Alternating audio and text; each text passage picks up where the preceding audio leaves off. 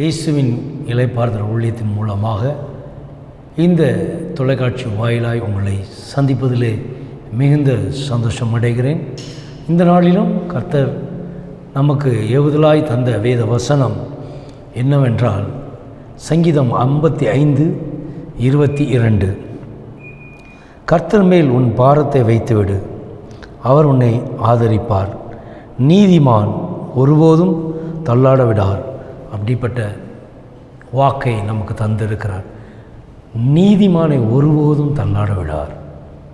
அவர் நீதிமான் மேல் பிரியம் வைத்திருக்கிறார். இந்த உலகில் வாழ்கிற ஒவ்வொரு ஜனங்களும் ஒவ்வொரு விதமான பாரத்தில் வாழ்ந்து கொண்டிருக்கிறார்கள் என்பதை கர்த்தர் அறிந்திருக்கிறார். அவர் அறியாதது ஒன்றுமே இல்லை. அதனால தான் சொல்கிறார், வருத்தப்பட்டு பாரம் சுமக்கிறவரே, நீங்கள் எல்லோரும் என்னிடத்தில் வாருங்கள், நான் உங்களுக்கு இளைப்பாறுதலை தருவேன் என்று மத்தேயு 11:28 சொல்லியிருக்கிறார். இப்போ பாரம் உண்டு. பாரத்தை கர்த்தரிடத்தில் இறக்கி வைக்கிற ஒரு அனுபவம் நமக்குள் இருக்க வேண்டும். உன் பாரத்தை அவர் மேல் வைத்து விடு, உன் நம்பிக்கையை அவர் மேல் வைத்து விடு. அப்போ அநேக நேரங்களிலே கர்த்தர் எதை எதிர்பார்க்கிறார் என்று பார்த்தோமானால், தன் பிள்ளை தானாக சில காரியங்களை செய்யும் பொழுது, வருகிற இன்னலில் தவித்து கொண்டிருக்கும் பொழுது, இல்லை செய்யாத ஒன்று அவர்கள் மீது சுமக்கப்படும் பொழுது, என்ன செய்வது என்று திக்கி திணறி கொண்டிருக்கும் பொழுது தான் கர்த்தர் சொல்கிறார், என்னிடத்தில் என் மீது உன்னுடைய பாரத்தை வைத்து விடு, நான் ஒருவரே உன்னை ஆதரிக்கிறவர். அவர் நம்மை ஆதரிக்கும் பொழுது நாம் இடறி விழாதிருப்போம். அதனால் நமக்கு சமாதானத்தை கட்டளையிடுவதற்காகவும் சந்தோஷத்தை நம் வாழ்க்கையில் நிலைப்படுத்துவதற்காகவும் இயேசு நம்மை தேடி வந்திருக்கிறார். அப்போ நாம் கர்த்தர் மேல் நம் பாரத்தை வைத்து கொள்வதற்கு ஒரு அனுபவம் இருக்க வேண்டும். நீ நீதிமானாக இருந்தால் தான் கர்த்தரை புரிந்து கொள்ள முடியும். அநேக திரளான ஜனங்கள் நம்மை பகைப்பார்கள், உடன்படிக்கையை மீறுவார்கள், நம்மை விலை செய்வதற்காக வகை தேடுவார்கள். இது எல்லாம் நம்முடைய வாழ்விலே ஒரு பெரிய பாரத்தை கொண்டு வரும். என்ன செய்வதென்று அறிந்து கொள்ள முடியாது. இப்போது நாம் மனிதர் மீது நம்பிக்கை வைத்திருந்தோமானால், மனிதரை நம்பி அவர்களை நாடி சென்றோமானால் நம் வாழ்விலே முழுமை அடைய முடியாது. ஒரு நீதிமானாய் நீ வாழ்ந்து கொண்டிருந்தாயானால் கர்த்தருடைய கண்கள் உன் மீது நோக்கமாக இருக்கும். பிசாசானவன் உன் மீது நோக்கமாக இருப்பான். யோபு நீதிமானாக இருந்தான், அவன் மீது சாத்தானவன் கண் வைத்தான் என்று வேதத்திலே பார்க்கிறோம். அப்போ நான் ஏன் நீதிமானாக இருக்கணும், நான் ஏன் கர்த்தரை நம்பி கொண்டு இருக்கணும் அப்படின்னு சில கேள்விகள் நமக்குள் வரும். இது நிறைய பேருக்குள் வந்து கொண்டு இருக்கிறது. ஆனால் தள்ளாட விடார், நம்மை காக்கிறவர், உறங்குவதும் இல்லை தூங்குவதும் இல்லை, நீ இடறி விழாதபடி தூதர்களை கொண்டு காப்பாற்றுகிற தேவன், காக்கிற தேவன். எப்போ தெரியுமா? நீ நீதிமானாக இருந்தால். இன்றைக்கி நீ நீதிமானாக இருக்கும்போது வருகிற இன்னல்களும் பாடுகளையும் நினைத்து நீ பயந்தேயானால் கர்த்தர் உன் மீது வைத்திருக்கிற திட்டத்தை நிறைவேற்றவே முடியாது. யோபின் வாழ்விலே கர்த்தர் யோபு மீது ஒரு நம்பிக்கை வைத்தார். அவன் நிற்பான் என்று அவன் மீது ஒரு நம்பிக்கை வைத்திருந்தார். அதனால தான் சாத்தான் அவன் மீது கண்களை வைத்து கர்த்தரிடத்தில் முறையிடும் பொழுது கூட அவர் அவனை ஒப்பு கொடுத்தார். காரணம், அவன் எது செய்தாலும் கர்த்தருடைய அன்பை விட்டு பிரிந்து போக மாட்டான். அவன் ஒருபோதும் மறுதலிக்க மாட்டான் என்ற நம்பிக்கை யோபு மீது கர்த்தர் வைத்திருந்தார். உங்கள் மேலே என் மேலே கர்த்தர் நம்பிக்கை வைத்திருந்தாரானால் சோதனை காலங்களிலே நாம் நிலைத்திருக்க வேண்டும். நம் பாரம் சுமக்க முடியாதது தான், ஆனால் அதை அவர் மீது வைத்து கொள்ள வேண்டும். அவர் நம்மோடு இருந்தால் இந்த பாரத்தை அவர் சுமந்து விடுவார். நம்மை ஆதரிக்கிற ஒரு தேவன், நம்மை வழி நடத்துகிற ஒரு தேவன், நம்மை காக்கிற ஒரு தேவன் ஒருபோதும் நம்மை கைவிட்டு போக மாட்டார். அப்போ நாம் ஜெயிக்க வேண்டும் என்பதற்காக, பிசாசினுடைய முகத்தறியை கிழிக்க வேண்டும் என்பதற்காக நம்மை ஆயுதமாய் கர்த்தர் பயன்படுத்துகிறார். ஏன் இதெல்லாம் பண்ணணும்? நம்மளை ஏன் ஆயுதமாக எடுத்து பயன்படுத்தணும்? அவர் நினைத்தால் கல்லை கொண்டு கூட பேசக்கூடுமே. ஏன் நம்மளை சோதிக்காமலே நீதிமானாய் நம்மை நடத்தி நித்திய ஜீவனை நமக்கு கொடுக்கலாமே? பாவம் செய்தாலும் அதை நம்ம பாவத்திலிருந்து காப்பாற்றி நம்ம நீதிமானாக இருந்தால் தானே போராட்டம். நம் உலகத்தனாக இருந்து வாழ்ந்து எல்லாவற்றையும் சுகித்து எல்லா விதமான சந்தோஷத்தையும் உலகத்திலே அனுபவித்த பிற்பாடு நம் ஆத்மாவை கர்த்தர் மரணத்துக்கு முன்பாக நம்மை தூய்மைப்படுத்தி அவர் சித்தத்தை நம் வாழ்க்கையில் நிறைவேற்றலாமே என்று பல கேள்விகளை நமக்குள் எழுப்புகிற மனிதர்களை நான் அறிந்திருக்கிறேன். அநேகர் அதனுடைய கேள்வியோடு வாழ்ந்து கொண்டிருக்கிறார். ஆனால் கர்த்தர் சொல்கிறார், இல்லை, போராட்டமும் உபத்திரத்தையும் நீ அறிந்து கொண்டு அதில் நிலைத்திருக்கும் பொழுதுதான் நீ நீதிமானாய் காணப்படுவாய். கர்த்தர் நீதிமானுக்கு தன்னுடைய ரகசியத்தை வெளிப்படுத்துகிறார். நீதிமானுக்கு என்று ஒரு இடத்தை ஆயத்தப்படுத்துவதற்காக சென்றிருக்கிறார். அங்கே நம்மை குடியிருப்பாய் மாற்றுவார். பரலோகத்திலே இருக்கிற தேவன் நாம் பரலோகத்தில் குடியிருப்பாய் நம்மை மாற்றுவதற்காக பிரயாசப்படுகிறார். நாம் அழிந்து போவதற்காக அல்ல. எங்கிருந்து இந்த ஆத்மா வந்ததோ அந்த இடத்திற்கு தூய்மையாய் திரும்ப வேண்டும். நீதிமானாய் இருந்தால் தான் பரலோக ராஜ்யத்தை சுதந்திரித்து கொள்ள முடியும் என்ற நீதியும் நேர்மையும் குறித்து நாம் அறிந்திருக்கிறோம். வேதத்தை வைத்திருக்கிற யாவரும் நம்முடைய குடியிருப்பு எங்கே இருக்கிறது என்பதை நாம் அறிந்தவர்கள். அதை நோக்கி மாத்திரமே நாம் பயணம் செய்ய வேண்டும். அப்போ அதற்கு எதெல்லாம் உனக்கு பாரமாக இருந்ததோ, எதெல்லாம் வேதனை உரியதாக இருந்ததோ அதை கர்த்தர் மேலே வைத்து விட்டோமானால் நம் வாழ்க்கையில் எந்த விதமான குறைபாடுகளையும் நாம் பார்க்க முடியாது. ஏனென்றால் அவர் நம்மை ஆதரித்து நம்மை வழி நடத்தி நாம் செல்ல வேண்டிய பாதைகளை செவ்வைப்படுத்தி சென்று கொண்டு சேர்க்கிற தேவன். ஆனால் இவைகளை செய்ய விடாதபடி பிசாசானவன் மனிதனை கொண்டு தான் தடைகளை கொண்டு வருவான். முதலாவது தன்னுடைய பிள்ளைகள் 10 பேர் மரித்து போகிறார்கள் யோபுக்கு. அதற்கு பிற்பாடு அவனுடைய மிருக ஜீவங்கள்லாம் மரித்து போகிறது. இப்படி ஒவ்வொன்றாய் அவனை சார்ந்த எல்லாம் அவனை விட்டு போகும் பொழுது கூட அவன் தேவனை மறுதலிக்கவில்லை.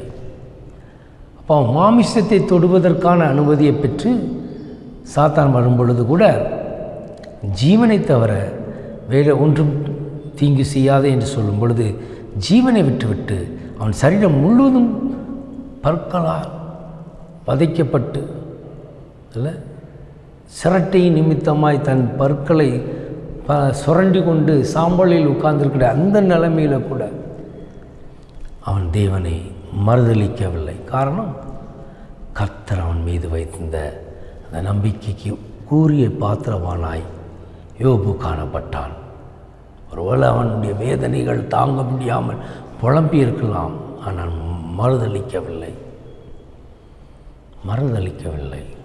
இங்கே சாத்தான் வெட்கப்பட்டு போனான். கர்த்தர் அவனை ஆசீர்வதிக்க ஆரம்பித்தார். அவன் இழந்து போனதை இரட்டிப்பாக பெற்றுக்கொண்டான். இன்றைக்கி நமக்கு ஆசீர்வாதங்கள் எல்லாம் வேணும். ஆனால் நம்மால் நீதிமானாய் வாழ முடியவில்லை. காரணம், கர்த்தர் நீதிமானை ஆசீர்வதிக்க பிரியமாக இருக்கிறார். இந்த ஆசீர்வாதத்தை கெடுப்பதற்காக பிசாசனன் வகை தேடி கொண்டு இருக்கிறார். நாம் யாருக்கு செவி கொடுக்கிறோம்? பிசாசுக்கா, தேவனுக்கா? நீ தேவனுக்கு செவி கொடுத்தேயானால் நிச்சயமாக அவர் நிமித்தமாய் நாம் ஆதரிக்கப்பட்டு நாம் தேவனால் ஆசீர்வதிக்கவும் பட்டிருப்போம். ஆனால் நாமோ நம்முடைய பாரத்தை சுமக்க முடியாத அளவுக்கு பிசாசனவன் நம்மை கெட்டி போடும் பொழுது, இருள் நம்மை மேற்கொள்ளும் பொழுது நாம் தேவன் மீது வைத்திருந்த நம்பிக்கையை இழந்து போகிறோம். மனிதர்கள் நம்மை நெருக்கும் பொழுது, ஒடுக்கும் பொழுது பயந்து போய் விடுகிறோம். தன்னுடைய சமாதானமாய் இருக்கிறவர்களுக்கு விரோதமாய் தன் கையை நீட்டி தன் உடன்படிக்கை மீறுகிறவர்கள் யார் என்று பார்த்தோமானால் துன்மார்க்கர்கள், நீதியற்று நடக்கிறவர்கள், யாரெல்லாம் தனக்கு சமாதானமாய் இருக்கிறார்களோ அவர்களுக்கு விரோதமாய் தன் கைகளை நீட்டுகிறவர்கள், தேவனுடைய உடன்படிக்கையை மீறி நடந்து அவர்களுக்கு தீங்கு செய்கிறவர்கள், நீதிமானுக்கு விரோதமாய் செயல்படுகிறவர்கள், புறம் பேசுகிறவர்கள் இல்லையா, இப்படிப்பட்ட மனிதர்களை கொண்டு தான் நம்மை பாரமுள்ள ஒரு வாழ்க்கை வாழத்தக்க பிசாசனவன் கிரியை செய்து கொண்டு இருக்கிறான். வெளியிருந்து யாரும் வரப்போறதில்லை, உள்ளே இருக்கிறவளே நமக்கு எதிராக செயல்படுத்துவான். அது குடும்பமாக இருக்கட்டும், வேலை ஸ்தலமாக இருக்கட்டும், காலேஜாக இருக்கட்டும், கல்லூரியில் படிக்கிறவர்களாக இருக்கட்டும், கல்லூரியில் இருக்கிற நண்பர்கள் மூலமாய், கல்லூரியில் படிக்கிற பிள்ளைகள் அவர்கள் நண்பர்கள் மூலமாய், தொழில் செய்கிற வியாபாரம் பண்ணுகிற ஸ்தலங்களிலே வியாபாரிகளுக்கு இடையே, விற்பனை செய்கிற ஜனங்களுக்கு இடையே ஒரு விரோதத்தை உண்டு பண்ணி விடுகிறான். அப்போ நம்ம சமாதானமாக தானே கடந்து போகிறோம். நமக்கு எதிராக இவர்கள் எழும்பி நிற்கிறார்கள் என்று புலம்பிக் கொண்டிருக்கிற ஜனங்களை நான் அறிந்திருக்கிறேன். ஏன் புலம்ப வேண்டும்? ஏன் வேதனையோடு கண்ணீர் வடிக்க வேண்டும்? ஏன் இந்த பாரத்தை சுமக்க வேண்டும்? இந்த பாரங்கள் எல்லாவற்றையும் கர்த்தரிடத்தில் விட்டுவிடுங்கள், அவர் மேல் வைத்து விடுங்கள். அவர் ஒருவரே நீங்கள் வருத்தத்தோடும் பாரத்தோடும் இருப்பதை அறிந்தவர். அப்படிப்பட்டவர்களை அழைத்தும் கொண்டு இருக்கிறார், தன்னிடமே வரும்படியாய் அழைத்து இருக்கிறார். அவரிடத்தில் செல்ல வேண்டும். நாம் பாரத்தை சுமக்க முடியாது, வருத்தத்தை சுமக்க முடியாது. எல்லாவற்றையும் அவரிடத்தில் கொண்டு வைத்து விட வேண்டும். அவர் நமக்கு இளைப்பாறுதலை தருவார், அவர் நம்மை ஆதரிப்பார், அவர் நம்மை விடுதலை ஆக்குவார், அவர் நம்மை உயர்த்துவார். நாம் அவர்களுடைய பாதத்திலே வந்து நிற்க வேண்டும். அப்போ கர்த்தர் மேல் நாம் பாரத்தை வைத்து விட. பாரம்னா என்ன? பாரம் என்றால் இந்த உலகத்தில் நாம் வாழ்கிற இந்த நாட்களிலே நெருக்கப்படுகிறதும் ஒடுக்கப்படுகிறதும் நிந்திக்கப்படுகிறதும் தான் பாரம். சமாதானம் அற்ற நிலை. நாம் ஒருவரோடு சமாதானத்தோடு இருக்கிறோம், அவன் நமக்கு விரோதமாக எழும்பி தன் கையை நீட்டுகிறான் என்றால் நாம் என்ன செய்ய முடியும் என்று திகைத்து நிற்கிறோம் பாருங்கள். அதுதான் வேதனை, அதுதான் நமக்கு பாரத்தை கொண்டு வருகிறது. இந்த பாரம் ஒரு நாள் நம்ம தூங்க விடாதபடி நெருக்கி போட்டுவிடும். இந்த ஊழிய பாதையில் நான் ஊழியம் செய்கிற இந்த நாட்களில் 9 வருடமாய் இந்த ஊழியங்களை செய்து வருகிறேன். இது 10வது வருடம் ஆரம்பம். இந்த நாட்களில் நாம் முதலாவது பிறருக்காக ஜெபிக்கும் பொழுது அந்த பாரம் அது என்னை நெருக்க ஆரம்பித்தது. ஜெபிக்கிறவர்கள் எல்லோரும் அவர்களுடைய துக்கத்தையும் துயரத்தையும் வேதனைகளை குறித்து மாத்திரமே பகிர்ந்து கொள்வார்கள். அப்போ அவர்களுக்காக நாம் ஜெபித்திருப்போம். அந்த ஜெபம் அவர்கள் கேட்கப்பட்டதா இல்லையா என்று பல கேள்விகள் நமக்குள் இருக்கும். சிலர் பகிர்ந்து கொள்வார்கள் நடந்த நன்மையை குறித்து, சிலர் அதை சாட்சியை சொல்ல மறந்து போய் விடுவார்கள். ஆயினும் நமக்குள் அந்த எண்ணங்கள், நாம் ஜெபித்து இருக்கிறோம், கர்த்தர் அந்த ஜெபத்தை கேட்டாரா, அந்த காரியம் எப்படி இருந்தது, சில இழப்புகள், சிலர் தன் பிள்ளை இழந்தவர்கள் இருக்கிறார்கள், மரணத்துக்கு துயரங்கள் இல்லையா, விபத்தில் மரித்து போனவர்கள் எத்தனையோ பேர், அவர்களுக்கு ஆறுதல் சொல்லி கொண்டு வந்திருப்போம். ஆயினும் அவர்கள் நிதானமாகி விட்டார்களா, கர்த்தர் அவரை தேற்றி விட்டார்களா, இந்த பல காரியங்கள் நம்மை நெருக்கும் பொழுது நம் இருதயம் பாரம் உள்ளதாய் மாறிவிடுகிறது. பிற்பாடு அது கொஞ்ச காலமாக அப்புறம் ஒரு 10-20 நாளாய் தூங்க முடியாத ஒரு துயரத்துக்கு உள்ளானேன். அப்பொழுது தான் நான் தேவனிடத்தில் ஜெபிக்கும் பொழுது, இன்னும் 1 மாதம் காலம் நான் தனித்திருந்து ஜெபம் செய்கிறேன். 1 மாதம் காலம் எனக்கு விடுமுறை வேண்டும், ஊழியம் செய்யாதபடி நான் என்னை காத்து கொள்வதற்காக ஜெபிக்க ஆரம்பிக்கிறேன் என்று என் தேவனாகிய இயேசு கிறிஸ்துவிடம் நான் ஜெபிக்க ஆரம்பித்தேன். அப்பொழுது அவர் சொன்ன ஒரே ஒரு காரியம், நான் உன்னை கப்பலில் வேலை செய்து கொண்டிருந்த உன்னை என் ஊழியத்திற்காக அழைத்தது எதற்காக? நீ விடுமுறை பெற்று வீட்டில் ஓய்வு எடுப்பதற்காகவா? இல்லை இந்த ஊழியத்தில் தனித்து ஜெபிக்கிறேன் என்று சொல்லி தனித்து இருப்பதற்காகவா? நான் உன்னை ஓடுவதற்காக அழைத்திருக்கிறேன். அப்போது இவ்வளவு பாரமாக இருக்கிறது, நித்திரை வராதபடி என்னை நெருக்கி கொண்டிருக்கிறது, நான் என்ன செய்வது என்று ஜெபிக்க ஆரம்பித்தேன். அப்பொழுது அவர் சொன்ன ஒரு வார்த்தை, மத்திய 11:28 தான் இந்த ஊழியத்தினுடைய பெயர் சுட்டும் பொழுது அந்த இலைப்பாறுதலை வைத்து தான் வாக்குத்தத்தமாக எங்களுக்கு கொடுத்தார். ஆனால் இப்போது அவர் சொன்ன வார்த்தை, வருத்தப்பட்டு பாரம் சுமக்கிறவரை நீங்கள் எல்லோரும் என்னிடத்தில் வாருங்கள், நான் உங்களுக்கு இளைப்பாறு தருவேன் என்று அந்த வசனத்தை எனக்கு உணர்த்தி, வருத்தப்படுகிறவர்கள் நான் என்னிடத்தில் தான் வர சொன்னேன் தவிர உன்னிடத்தில் அல்ல. உன்னுடைய வேலை என்ன? அவர்களுக்காக ஜெபிப்பது மாத்திரம். நான் அந்த ஜெபத்தை கேட்டு உடனே நான் அதற்கு பதிலளிக்கலாம், இல்லை ஒரு மாதம் கழித்து பதிலளிக்கலாம், இல்லை ஒரு வருடம் கழித்து பதிலளிக்கலாம். நான் அந்த காரியத்தை குறித்து எப்பொழுதாவது எதை குறித்தாவது நான் செய்ய வேண்டிய நேரத்தில் அதை நான் செய்ய கடமைப்பட்டிருக்கிறேன். ஆனால் அது உன் வேலை அல்ல. ஜெபிப்பது மாத்திரம் உன்னுடைய வேலை, அதனுடைய பலனை கொடுப்பது அது என்னுடைய வேலை. அது எப்படி எதன் மூலமாய் எப்பொழுது செய்ய வேண்டுமோ அதை நான் சரியாக செய்வேன். நீ அதை குறித்து எண்ணிக்கொண்டு அதன் பாரத்தை எடுத்துக்கொண்டு நீ நின்று என்ன பிரயோஜனம் இருக்கிறது? அப்படி இருக்கும் பொழுது நீ செய்ய வேண்டிய என் காரியத்தை நீ செய்ய விடாமல் உன்னை நீயே தடை செய்வது எப்படி என்று பேச ஆரம்பித்தார். அதற்கு பிற்பாடு தான் நான் எங்கே சென்றாலும் அவர்களுக்காய் ஜெபிப்பது என்னுடைய வேலை. அது தொலைபேசி மூலமாகவும், இல்லை வீடுகளில் சென்று ஜெபித்தாலும், இல்லை கூடி ஜெபிக்கிற அந்த இடத்துல பிரசங்கம் பண்ண பிற்பாடு ஜெபிக்கும் பொழுது அந்த ஜெபத்தினாலும் தனி ஜெபத்தினாலும் ஜெபம் பண்ணுவதோடு சரி. அதற்கு பிற்பாடு அந்த வேலை கர்த்தருடையது. சிலர் அதை குறித்து சாட்சி சொல்வார்கள், சிலர் சொல்ல மறந்திருப்பார்கள். நான் அதை குறித்து எதுவும் அந்த பாரத்தை எடுத்துக்கொள்ளாதபடி என்னை நான் காத்துக்கொண்டேன். காரணம், இதை எல்லாத்தையும் கர்த்தர் மேல் வைத்து விட்டேன். அவர் என்னை ஆதரித்தார், அவர் என்னை நடத்தினார். அதனால தான் இன்று அந்த நிகழுக்கு அப்புறம் பிற்பாடு இந்நாள் வரைக்கும் நான் அதை குறித்து எதுவுமே கேட்டுக்கொள்வதில்லை.